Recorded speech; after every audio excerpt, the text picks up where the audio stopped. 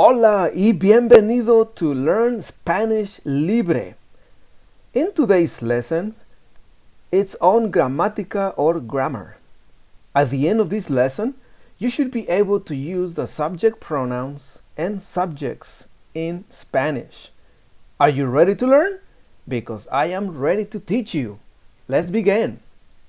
Okay, just a reminder, I will say it in English. Do not repeat with me in English. Just repeat it with me in Spanish. I will be saying it 3 times. Let's begin. I, yo, yo, yo, you, tú, tú, tú, he, él, él, she, ella, ella, ella, you, usted, usted, usted, we, nosotros, nosotros, nosotros, we, again, it's all females, nosotras, nosotras, nosotras. Quick note, so you use nosotras when all of the people that you're referring to or the group, they are all females. Let's continue. They, ellos, ellos, ellos. They, again, all females, just as the nosotras. Ellas, ellas, ellas. They, ustedes, ustedes, ustedes. Very good. So now I have all of the singular pronouns, and those singular pronouns are yo, tú, él, ella, usted. And all of the plural pronouns are nosotros, nosotras, ellos, ellas, ustedes. I've decided to divide them this way so that way you have an idea of your singular pronouns and your plural pronouns. Let's continue. So here are some rules that you need to keep in mind when you are learning the pronouns and when you are speaking as well in Spanish. In English, the subject pronoun you is used with anyone, no matter their age or relationship to you. However, in Spanish, the pronoun you, used in tú or usted, is based on your relationship to the person. In other words, in Spanish, you use usted when you have respect for the person that you are talking to or referring to, and you use tú when you speak to someone the same age as you or your friend or someone that you know very well and there is in your relationship it's pretty close. However, tú is very important in the cultural aspect of Spanish and Spanish speakers. Let's continue. I have an example right here when to use usted. How are you? ¿Cómo está usted? Repeat. ¿Cómo está usted? ¿Cómo está usted?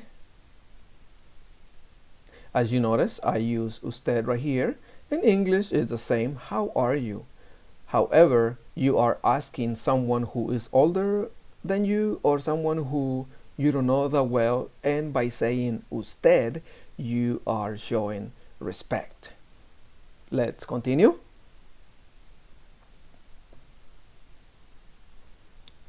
Another rule to have in mind. English sentences always have a subject or a subject pronoun. However, in Spanish, the subject or the subject pronoun can be left out if everyone knows who you are talking about. And what I mean by this is that when you write sentences in English, you must have a subject or a subject pronoun. They both need to be written down. In Spanish, you can get away without the subject.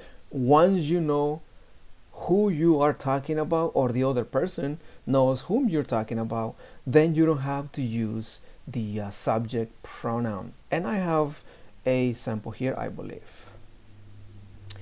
Yes, for example, in English, you write or you speak, Maria is my friend.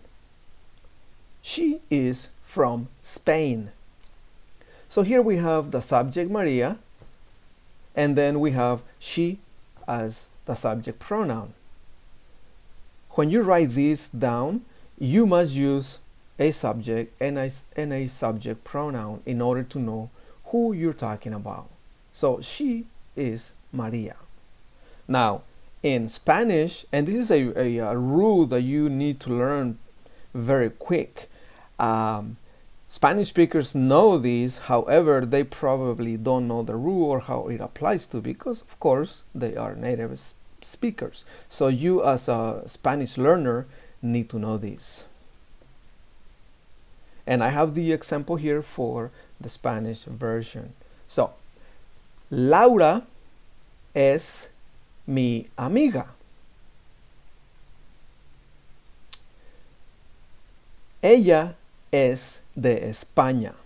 Now, if you notice, I kind of erase ella off a little bit here because you can get away with this. You don't really have to write down or pronounce or speak with ella. You can get away with es de España. In other words, if you speak or write Laura es mi amiga, es de España, that is perfectly fine. Do not worry. You don't have to say Laura es mi amiga, ella es de España. You can omit this. Remember the rule in Spanish, you don't have to write the subject pronoun right here to refer to Laura. Once your listeners and the people whom you're talking to know that you're talking about Laura, you don't have to use ella. Very well. Good. Let's continue. So I have an activity here for you to do. It is a reading and listening. I will be reading and just listen so you can activate your listening skills. Esta es Rosa. Ella es mi mejor amiga. Es de Estados Unidos. Este es Marcos. Él es mi mejor amigo. Es de España. So let me point a couple of things here. So on the first sentence on the top says, Esta es Rosa. Complete sentence, very well. Ella es mi mejor amiga. So I am replacing Rosa, the subject, with a subject pronoun, ella. However, on the last sentence, es de Estados Unidos, I omitted Rosa and ella. So I don't have to write Rosa or ella on my last sentence. I can just write it down, es de Estados Unidos. And whoever is listening to you or whoever is writing this from you does understand. In English, you have to write over here on the left side, she. Okay, Very good. Let's continue. You can read this on your own. You can pause the video and read them. Actividad número 2. Reading and writing. Complete this conversation using the correct subject pronouns. So what I have here, I have a paragraph. There you are. I have a paragraph of a conversation, and what you need to do here, you can pause the video and fill in which subject pronouns go on every line. You might be asking yourself, well, how do I know the answers? Well, the answers are on the following slide. Okay, so, but do it on your own first and then check it. Okay, let's continue. There are the answers. I'm gonna go by fast.